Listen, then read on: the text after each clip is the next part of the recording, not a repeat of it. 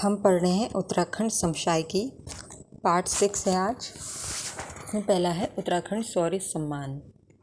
9 जून 2022 को देहरादून में आयोजित एक समारोह में उत्तराखंड शौर्य अभियान समिति तो कि इन्होंने दिया है ये अवार्ड उत्तराखंड शौर्य अभियान समिति उत्तराखंड शौर्य अभियान समिति की ओर से स्वास्थ्य मंत्री धन सिंह रावत जी को उत्तराखंड शौर्य पुरस्कार मिला है। किनको मिला है? धन सिंह रावत को उत्तराखंड शौर्य पुरस्कार मिला है, जो कि स्वास्थ्य मंत्री हैं और स्वास्थ्य के क्षेत्र में कार्य करने के कारण उन्हें यह पुरस्कार मिला है, उत्तराखंड शौर्य सम्मान पुरस्कार 2022। तो क्वेश्चन आ सकता है उत्तराखंड शौर्य सम्मान किसे मिला है? तो उत्तराखंड शौर्य सम्मान जो है मंत्री जी को मिला है, जो कि स्वास्थ्य मंत्री हैं धन सिंह रावत उत्तराखंड के। और इनके पास जो स्वास्थ्य मंत्री को छोड़ के जो है सहकारिता की भी पोर्टफोलियो इन्हीं के पास है। तो हम कह सकते हैं कि जो मिनिस्टर धन सिंह रावत हैं, इनके बाद 2 पोर्टफोलियो है, एक है स्वास्थ्य मंत्री का और दूसरा सहकारिता मंत्री का। सहकारिता में क्या फेमस था? घसियारी स्कीम। और स्वास्थ्य मंत्री के लिए क्या है? इन्हें उच्च शिक्षा और स्वास्थ्य के क्षेत्र में योगदान देने के लिए उत्तराखंड शौर्य सम्मान से नवाजा गया है 2022 जून में। उत्तराखंड शौर्य अभियान समिति है, वो देती है उत्तराखंड शौर्य सम्मान। और यह जो है यह पहली बार है जब कोई राजनेता जिसे यह सम्मान मिला है। इससे पूर्व सिर्फ गैर राजनीतिक लोगों को ही ये सम्मान दिया जाता रहा है। तो ये पहली बार हुआ है किसी राजनेता को मिला है। ये कौन है? धन सिंह रावत। तो अभी हमें पूरी समसामयिकी पढ़ते पढ़ते 2 मिनिस्टर्स के बारे में पता चला है, उनके पोर्टफोलियोज़ के बारे में। पहले थी रेखा आर्या जी, उनको जो है 2 पोर्टफोलियो है, एक तो वुमेन एंड चाइल्ड डेवलपमेंट का और दूसरा था फूड सप्लाईज एंड डिस्ट्रीब्यूशन का। और इधर ये है धन सिंह रावत जी, इनके पास भी 2 पोर्टफोलियो हैं, एक है स्वास्थ्य का जिसके लिए उन्हें अवार्ड मिला है। तो ये याद रखना चाहिए, उत्तराखंड शौर्य पुरस्कार का अवार्ड मिला है आपके स्वास्थ्य मंत्री धन सिंह रावत जी को। और साथ में ये जो है सहकारिता मंत्री भी हैं और फेमस ये किस चीज़ के लिए हैं? सहकारिता के रूप में, तो घसियारी स्कीम के लिए। फिर एक और हमने मंत्री के बारे में पढ़ा था सतपाल महाराज जी, जो कि टूरिज़्म से रिलेटेड है। तो इस तरह से जो है हमने 3 टोटल राजनेताओं के बारे में पढ़ा है और 5 पोर्टफोलियोज़ के बारे में पढ़ा। अब आगे है लोक गायक किशन पंवार जी का निधन। 6 जून 2022 को देहरादून के अस्पताल में प्रसिद्ध लोक गायक किशन सिंह पंवार जी का निधन हो गया है। उनका जन्म हुआ था नाग गांव में, टिहरी में। ये उत्तरकाशी के राजकीय इंटर कॉलेज में कला शिक्षक पद से सेवानिवृत्त थे। तो लोक गायक हैं किशन पंवार जी, इनका निधन हो गया है। अगला है गिरगांव वासियों ने नशा मुक्ति का संकल्प लिया। 4 जून को 2022 को जारी एक सूचना के अनुसार पिथौरागढ़ में है गिरगांव। गिरगांव का है पिथौरागढ़ में। वहाँ पे कभी नशा न करने और नशा बेचने वालों के विरोध का संकल्प लिया गया। कभी नशा नहीं करेंगे वहाँ के लोग, और अगर कोई नशा बेचने वाले आएंगे तो उनका विरोध करेंगे। ये कहाँ है? गिरगांव पिथौरागढ़ में। नेक्स्ट है चंपावत विधानसभा उपचुनाव। चंपावत विधानसभा उपचुनाव क्यों हुआ था याद है आपको? ये धामी जी के लिए हुआ था कि धामी जी को नेता बना दिया गया था, पर इन्होंने कहीं से चुनाव नहीं जीता था। तो इनको चुनाव जिताने के लिए जो है ये चंपावत विधानसभा में उपचुनाव कराया गया। तो ये 31 मई 2022 को हुआ था और मतों की गणना 2 जून 2022 को की गई थी। इस उपचुनाव में प्रदेश के मुख्यमंत्री पुष्कर सिंह धामी ने अपनी निकटतम प्रतिद्वंदी कांग्रेस की नेता निर्मला गहतोड़ी को लगभग 55,000 मतों से हराया था। कांग्रेस के प्रतिद्वंदी कौन थी? निर्मला गहतोड़ी। इनको 55,000 मतों से हराया था। फिर अगले हैं डॉक्टर नित्यानंद हिमालय शोध केंद्र, ये देहरादून में है। और 2 जून 2022 को मुख्यमंत्री पुष्कर सिंह धामी ने दून विश्वविद्यालय परिसर डॉक्टर नित्यानंद हिमालय शोध केंद्र में नव स्थापित डॉक्टर नित्यानंद हिमालय शोध एवं अध्ययन केंद्र का लोकार्पण किया। इस केंद्र की स्थापना उत्तराखंड के विकास एवं हिमालय संरक्षण एवं शोध के लिए की गई है। तो ये उत्तराखंड के विकास और शोध के लिए जो है इसका किया गया है। अब इसमें ना बहुत इंपॉर्टेंट चीज़ है, नाम आ रहा है डॉक्टर नित्यानंद जी का। तो ये डॉक्टर नित्यानंद जी हैं कौन? ये बहुत इंपॉर्टेंट है। डॉक्टर ये हमारी जो एथिक्स में भी हेल्प आएगी उत्तराखंड की। जब हम एथिक्स का एग्ज़ाम देंगे तो उसमें था ना कि आप जो है ऐसे नोबल पीपल के बारे में लिखें, मतलब एक टॉपिक था। तो उसमें जो है ये इनका नाम हम याद कर सकते हैं, डॉक्टर नित्यानंद जी। तो डॉक्टर नित्यानंद जी जो हैं ये एक लेक्चरार थे ज्योग्राफी के DBS कॉलेज देहरादून में। पर साथ ही ये जो थे एक अल्ट्रिस्ट थे और सोशल सर्विस के सेक्टर में इन्होंने बहुत काम किया। तो इनके कुछ इंपॉर्टेंट काम, इनके कामों के कारण जो है ना सन ऑफ हिमालय भी कहा जाता है। क्या कहा जाता है? Son of Himalaya. अब जो है इन्होंने सोशल सर्विस के सेक्टर में क्या क्या काम किया है इसके बारे में करते हैं। पहले इन्होंने जो है हॉस्टल्स खोले विलेजेस में बच्चों के लिए, पुअर बच्चों के लिए। दूसरा 1991 में एक अर्थक्वेक आया था गढ़वाल का, बहुत ही बुरा। उसमें इन्होंने जो है फैमिलीज़ को सेल्फ डिपेंडेंट बनाने के लिए बहुत योगदान दिया। इन्होंने बच्चों को टीच कराया और मनेरी जो चमोली में है वहाँ पे इनका ये सेंटर बन गया था टीचिंग का। फिर इन्होंने रिहेबिलिटेशन वर्क 50 विलेजेस में कराया था उसके गढ़वाल के, और 50 स्वयंसेवक उसमें इन्वॉल्व थे। फिर ये खुद से जो है फुल टाइम स्वयंसेवक थे 1945 से, और प्रांत करवायक भी थे। फिर है इन्हें क्रेडिट किया जाता है फॉर द फॉर्मेशन, ये बहुत इंपॉर्टेंट है ये एथिक्स के पॉइंट ऑफ व्यू से, कि इन्हें क्रेडिट किया जाता है for the formation of Uttaranchal natural calamity committee. Uttaranchal natural calamity committee मतलब 2005 में जो था हमारा आपदा विभाग गठित हुआ था, तो उससे पहले ही इन्होंने एक आपदा से रिलेटेड एक कमेटी बनाई थी जिसका नाम था Uttaranchal natural calamity committee. Uttaranchal natural calamity committee ये क्या करती है? ये असिस्टेंस देती है to people all over the India, जहाँ पे भी नेचुरल कैलेमिटी से कोई अफेक्टेड है उसको। क्या नाम है इसका? Uttaranchal natural calamity committee. Uttaranchal natural calamity committee. फिर इसके बाद इन्होंने स्कॉलरशिप प्रोग्राम भी स्टार्ट किया। इन्होंने अपनी माँ की सेवा करी थी, उनकी मृत्यु उपरांत उन्होंने उनके नाम पे जो है एक स्कॉलरशिप स्टार्ट करी जिसका नाम था श्रीमती भगवती देवी चैरिटेबल ट्रस्ट। क्या नाम था? श्रीमती भगवती देवी चैरिटेबल ट्रस्ट। और जो है इस ट्रस्ट आज की डेट में भी जो है स्कॉलरशिप देता है 40 नीडी बच्चों को, जो कि बहुत ब्राइट हैं। हर साल 40 नीडी बच्चों को देता है। इसके साथ जो है इन्होंने काफ़ी बुक्स भी लिखी हैं ऑन हिस्ट्री एंड ज्योग्राफी, और रिसर्च ऑन हिमालयाज़ में भी इन्होंने योगदान दिया है। इनके इतने कार्य के कारण ही इनके नाम पे जो है एक हिमालय शोध केंद्र स्थापित किया गया देहरादून में, जिसका नाम था डॉक्टर नित्यानंद हिमालय शोध केंद्र। इसलिए हम कह सकते हैं कि doctor Nityanand paved the way for social service in Uttarakhand. He paved the way for social service in Uttarakhand and worked selflessly for development of religion and upliftment of people. And he worked selflessly for the development of region and upliftment of people. इसलिए इन्होंने बहुत काम किया। अब आगे है पहला liquid mirror telescope. 2 जून 2022 को जारी एक सूचना के अनुसार नैनीताल स्थित एरीज आर्यभट्ट प्रेक्षण, एरीज क्या है? आर्यभट्ट प्रेक्षण विज्ञान शोध संस्थान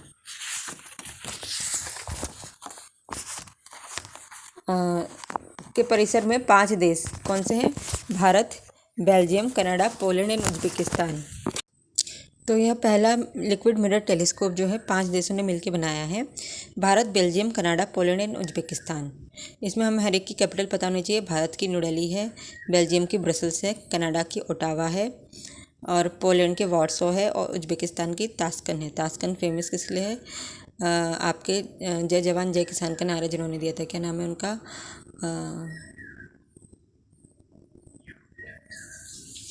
लाल बहादुर शास्त्री जी, उनकी डेथ हुई थी वहाँ। तो जो ये पहला लिक्विड मिरर टेलीस्कोप है ये नैनीताल की आर्यभट्ट प्रेक्षण विज्ञान शोध संस्थान के परिसर में लगाया गया है। लगभग 50 करोड़ रुपए की लागत से यह पहला इंटरनेशनल लिक्विड मिरर टेलीस्कोप की स्थापना की गई है। इस दूरबीन के परीक्षण के दौरान 95,000 प्रकाश वर्ष की दूरी पर स्थित NGC 4274 आकाशगंगा और अपने स्वयं की आकाशगंगा के तारों के स्पष्ट चित्र लिए गए हैं।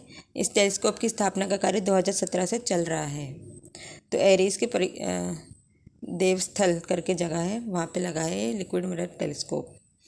तो अब ये एरीज़ के बारे में पढ़ लेते हैं हम। जो एरीज़ है ये जो है मनोरा पीक है नैनीताल में, 9 किलोमीटर दूर नैनीताल से वहाँ पे ये स्थापित है। और 1955 से जो है ये ऑब्जर्वेटरी बनी हुई है। ये ऑटोनोमस हुई थी 2004 में मार्च के, and it is funded by DST। और यहाँ पे जो है 3 तरह के कार्य होते हैं: astronomy, astrophysics and atmospheric sciences.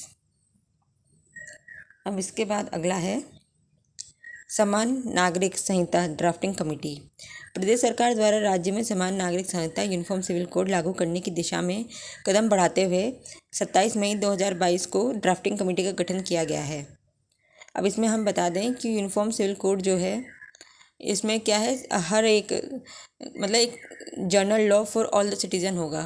Uniform civil से ऐसे मत समझना कि कोई यूनिफॉर्म पहना रहे हैं सबको, नहीं। उसका मतलब है कि हर एक पे एक लॉ चलेगा। हिंदू, मुस्लिम, सिख, ईसाई सब लॉ के मामले में एक होंगे, सेम होगा। ऐसा नहीं होगा कि मुस्लिम्स का अलग लॉ चल रहा है, हिंदुओं का अलग चल रहा है, सिखों का अलग चल रहा है। जो भी होता है तो उसको चेंज करके एक सिंगल लॉ की बात की जा रही है। और ये जो है, ये हमारे जो है कॉन्स्टिट्यूशन मेकर्स ने भी, उनके विज़न में भी था, पर उस समय उन्होंने इम्प्लीमेंट नहीं किया था। पर डायरेक्ट प्रिंसिपल स्टेट पॉलिसी में आर्टिकल नंबर 44 के अंदर डाला था कि states should endeavour to achieve uniform civil code in India. तो अब इसके बारे में इसलिए अब उत्तराखंड सरकार ने इस पर कदम उठाया है और एक ड्राफ्टिंग कमेटी गठित की गई है 27 मई 2022 को। इस कमेटी के जो अध्यक्ष हैं वो सुप्रीम कोर्ट के सेवानिवृत्त न्यायाधीश रंजन प्रकाश देसाई हैं। तो ये पता होना जरूर इम्पॉर्टेंट है कि इसके कौन है अध्यक्ष। तो वो हैं रंजना प्रकाश देसाई। इसके अध्यक्ष कौन है? रंजना प्रकाश देसाई। सुप्रीम कोर्ट के अध्यक्ष हैं रंजना प्रकाश देसाई। जो ये रंजना प्रकाश देसाई जी हैं, ये अध्यक्ष बने हैं इस कमेटी के, यूसीसी के। अब ना इन्हीं के नाम से, देसाई के नाम से हमें याद रखना चाहिए कि एक और देसाई थे जो बहुत इम्पोर्टेंट है उत्तराखंड की जीके के लिए। ये है प्रथम न्यायाधीश उत्तराखंड के। तो उनका नाम क्या था? वे भी देसाई थे, पर उनका नाम था अशोक अभेंद्र देसाई। अशोक अभेंद्र देसाई को ने उत्तराखंड के प्रथम मुख्य न्यायाधीश अशोक अभ्यंकर देसाई। और ये 9 नवंबर, एक महीने के लिए बने थे, 9 नवंबर से 5 दिसंबर, 9 नवंबर 2000 से लेकर 5 दिसंबर 2000 तक। अशोक अभ्यंकर देसाई उत्तराखंड के पहले मुख्य न्यायाधीश अशोक अभ्यंकर देसाई। और यहाँ पे समान नागरिक संहिता ड्राफ्टिंग के लिए भी जो अध्यक्ष हैं वो भी देसाई हैं, पर इनका नाम है रंजना प्रकाश देसाई। वो थे अशोक, ये है रंजना प्रकाश देसाई हैं अध्यक्ष यूसीसी के। रंजना प्रकाश देसाई हैं अध्यक्ष यूसीसी के। और अशोक अभ्यंकर देसाई कौन है? ये प्रथम मुख्य न्यायाधीश उत्तराखंड के। तो अब फिर से हम बोल देते हैं कि जो अध्यक्ष हैं सुप्रीम कोर्ट के न्यायाधीश, सेवानिवृत्त न्यायाधीश रंजना प्रकाश देसाई इसके अध्यक्ष बने हैं। और सदस्य इनके कौन है? प्रमोद कोहली दिल्ली हाईकोर्ट से, शत्रुघ्न सिन्हा पूर्व मुख्य सचिव उत्तराखंड के, मनु गौर टैक्स पेयर एसोसिएशन के, व सुरेखा डंगवाल शिक्षाविद, इनको बनाया गया है मेंबर्स के। अब नए रक्षा संपदा सर्कल को मंजूरी। 26 मई 2022 को रक्षा मंत्री राजनाथ सिन्हा ने उत्तराखंड के लिए एक नया रक्षा संपदा सर्कल बनाने का संबंध में प्रस्ताव को मंजूरी दे दी गई है। रक्षा संपदा है क्या? तो आप समझ लो, रक्षा से रिलेटेड जो भूमि है, मतलब कैनॉटमेंट एरिया वाली जो भूमि है या रक्षा रिलेटेड, उसका मैनेजमेंट जो है उत्तराखंड में ही हो गया है। इस प्रस्ताव के अनुसार डीईओ मेरठ और डीईओ बरेली से संबंध क्रमशः देहरादून व रानीखेत को अलग करके देहरादून को एक पूर्ण रक्षा संपदा कार्यालय और इसके तहत रानीखेत को उप रक्षा संपदा कार्यालय खोला जाएगा। तो इसका मतलब क्या है कि अभी तक जितना भी होता था इसका मैनेजमेंट कैनॉटमेंट एरिया का, रक्षा भूमि का, वह देखती थी मेरठ और बरेली डीईओ, मेरठ और बरेली डीईओ देखती थी। परंतु अब इसका जो कार्यभार है उत्तराखंड में ही एक स्वतंत्र एजेंसी खोल दी है देहरादून, और उसका सब यूनिट होगा रानीखेत में। राष्ट्रीय जनजातीय नृत्य महोत्सव में प्रथम 19 से 21 मई 2022 तक भुवनेश्वर उड़ीसा में हुआ राष्ट्रीय जनजातीय नृत्य महोत्सव। यहाँ पे उत्तराखंड फर्स्ट आया है और ये जौनसार के कलाकार थे जिनके थ्रू हम फर्स्ट आए हैं, और इसका नेतृत्व किया था कुंदन सिंह चौहान जी ने। और इसमें जो है टोटल 24 राज्य के 650 कलाकारों ने भाग लिया। और इसी तरह का एक और कार्यक्रम होता है राष्ट्रीय जनजातीय नृत्य उत्सव, जो कि छत्तीसगढ़ में मनाया जाता है उसके स्थापना दिवस पे, और पर्यटन और संस्कृति विभाग इसको जो है करती हैं। अब इसके बाद है पहला कमर्शियल ड्रोन कॉरिडोर। देहरादून में स्थित रेडक्लिफ पैथोलॉजी लैब ने स्काई एयर के साथ मिलकर मई 2022 में देहरादून से उत्तरकाशी के बीच राज्य का पहला कमर्शियल ड्रोन कॉरिडोर खोला है। इस कॉरिडोर के तहत पहला प्रयोग 19 मई को किया गया। कॉमर्शियल ड्रोन देहरादून से मात्र 88 मिनट में उत्तरकाशी पहुंच गया और वहां से ब्लड का नमूना लेके 88 मिनट में दोबारा देहरादून आ गया। इस तरह के प्रयोग से पहाड़ पर स्वास्थ्य सुविधाओं को आसान बनाया जाएगा। तो मतलब हम इसको जो उसमें लिख सकते हैं, अगर उत्तराखंड में हेल्थ से रिलेटेड कोई आर्टिकल आता है, मतलब ऐसा लिखने को आता है आपको कि उत्तराखंड में हेल्थ को लेके क्या इम्प्रूवमेंट हो रहे हैं, तो उसमें हम ये लिख सकते हैं कि हेल्थ जो है आपका हेल्थ को और सुगम बनाने के लिए जो है ये ड्रोन का प्रयोग किया जा रहा है। इसका एग्जांपल अगर हम ये लिखेंगे तो और अच्छे मार्क्स मिलेंगे कि रेडक्लिफ पैथोलॉजी लैब और स्काई एयर ने मिलकर जो है पहला कॉमर्शियल ड्रोन कॉरिडोर खुला है, जिससे उन्होंने 88 मिनट में वो उत्तरकाशी सैंपल लेने पहुंच गया और 88 मिनट में ही उत्तरकाशी से वापस सैंपल जो है देहरादून पहुंच गया। अब अगला है अक्षय ऊर्जा के विकास हेतु समझौता। प्रदेश में नवीनीकरण ऊर्जा विशेषज्ञ विशेषकर सौर ऊर्जा के विकास हेतु 19 मई 2022 को मुख्यमंत्री की उपस्थिति में राज्य सरकार व भारत पेट्रोलियम कॉर्पोरेशन लिमिटेड के मध्य एक समझौता ज्ञापन पर हस्ताक्षर हुए। तो भारत पेट्रोलियम कौन हो गया? बीपीसीएल और राज्य सरकार के बीच सौर ऊर्जा को लेके एक समझौता हुआ है। अब पक्षियों की सर्वाधिक प्रजाति उत्तराखंड में है। बर्ड काउंट इंडिया, ये प्रजाति कौन करता है? इसका काम कि कितनी पक्षियाँ कहाँ हैं, तो बर्ड काउंट इंडिया ये करती है काउंटिंग। इनके द्वारा 14 मई 2022 को देश के हिमालयी राज्यों में पक्षियों की प्रजातियों की गणना की गई। देश के जितने भी हिमालयी राज्य हैं सब में पक्षियों की गणना की गई। इस गणना में प्रारंभिक रिपोर्ट के अनुसार हिमालयी राज्यों में हिमालयी पक्षियों की सर्वाधिक 171 प्रजाति जो उत्तराखंड में पाई गई है। तो कितने हिमालयी राज्य? 11। तो 11 हिमालयी राज्यों में जो है सबसे ज़्यादा प्रजातियाँ जो उत्तराखंड में ही पाई गई हैं। अब है उत्तराखंड रत्न सम्मान। 9 मई 2022 को नैनीताल में all India conference of intellectual संस्थान की ओर से आयोजित 44वां वर्ष समारोह में उच्च शिक्षा के क्षेत्र में उल्लेखनीय योगदान के लिए कुमाऊं विश्वविद्यालय के कुलपति प्रोफेसर एन के जोशी को उत्तराखंड रत्न सम्मान से सम्मानित किया गया है। तो ये से सम्मान देने वाले हैं कौन? ये तो all India conference of intellectual संस्थान। कौन है? All India conference of intellectual संस्थान। ये है उत्तराखंड रत्न दिया गया है किसको? प्रोफेसर एन के जोशी को। अब वहीं हम जो उत्तराखंड रत्न सम्मान की बात करें तो हमारा जो स्टेट है वो भी देता है उत्तराखंड रत्न सम्मान, और यह जो है इक्वल टू है उत्तराखंड गौरव सम्मान के ऑलमोस्ट, या हम इससे ऊपर कह सकते हैं क्योंकि इसकी धनराशि 5 लाख है, उत्तराखंड गौरव सम्मान की 1 लाख है। तो मतलब स्टेट गवर्नमेंट भी देती है उत्तराखंड रत्न सम्मान, और ये 2016 से दिया जा रहा है। उत्तराखंड गौरव सम्मान 2021 से दिया जा रहा है। तो मेरे हिसाब से ये दोनों जो उत्तराखंड रत्न हैं ये अलग अलग हैं, क्योंकि यहाँ पे बोला जा रहा है कि उत्तराखंड रत्न सम्मान all India conference of intellectual संस्थान की ओर से दिया गया, जबकि जो दूसरा उत्तराखंड रत्न सम्मान है वो उत्तराखंड सरकार देती है। इसलिए अब है उत्तराखंड को मिला अलकनंदा होटल। 5 मई 2022 को उत्तर प्रदेश के मुख्यमंत्री योगी आदित्यनाथ ने पिछले 21 वर्षों से चले आ रहे विवाद को सुलझाते हुए उत्तर प्रदेश पर्यटन विभाग के हरिद्वार स्थित 39 कमरे वाले अलकनंदा होटल को उत्तराखंड को सौंप दिया है और अपनी सरकार द्वारा हरिद्वार में ही नवनिर्मित 100 कमरों वाले भगीरथी पर्यटन आवास गृह का उद्घाटन किया है। ठीक है, तो इसमें क्या है कि उत्तराखंड का जो अलकनंदा होटल है, आप हर बार देखते होंगे, हरिद्वार जाते होंगे, एक बड़ा सा होटल है बहुत सुंदर सा, तो वो है उत्तराखंड अलकनंदा होटल। तो उत्तराखंड अलकनंदा होटल जो है अब जो है उत्तराखंड को मिल गया है। वहीं उन्होंने एक नया होटल खोला है भागीरथी होटल 100 कमरों वाला। फिर है वेदा लाइफ निरामय वेलनेस केंद्र। 4 मई 2022 को उत्तर प्रदेश के मुख्यमंत्री योगी आदित्यनाथ, आचार्य बालकृष्ण स्वामी चिदानंद सरस्वती जी व बाबा रामदेव ने पोखरी पौड़ी में पतंजलि योगपीठ द्वारा बनाए गए वेदा लाइफ निरामय वेलनेस केंद्र का उद्घाटन किया है। तो बहुत इंपॉर्टेंट है, वेदा लाइफ निरामय वेलनेस केंद्र ये है क्या? ये जो है बाबा रामदेव का केंद्र है, वेलनेस केंद्र है, और ये पोखरी पौड़ी में खोला गया है।